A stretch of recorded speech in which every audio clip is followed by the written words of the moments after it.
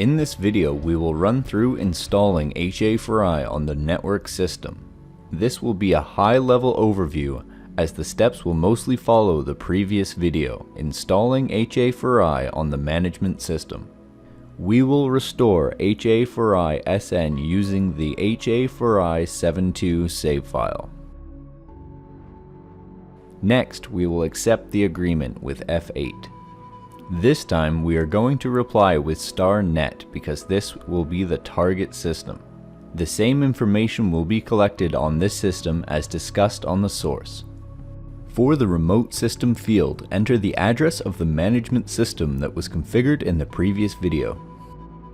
Enter the SMTP details for this system.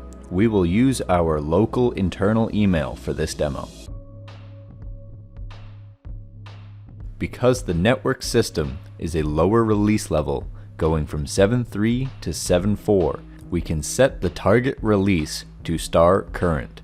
When data is sent across, it will be able to be restored on a higher release level, such as 7.4. And finally, we will install the PTFs and fetch the latest updates.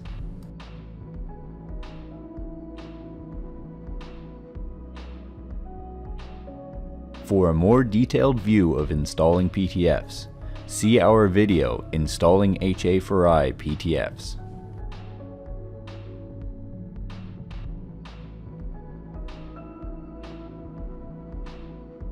Now the product has been installed on both systems. The next step is installing the HA4i license key. See HA4i licensing for more instruction. Thank you for following along.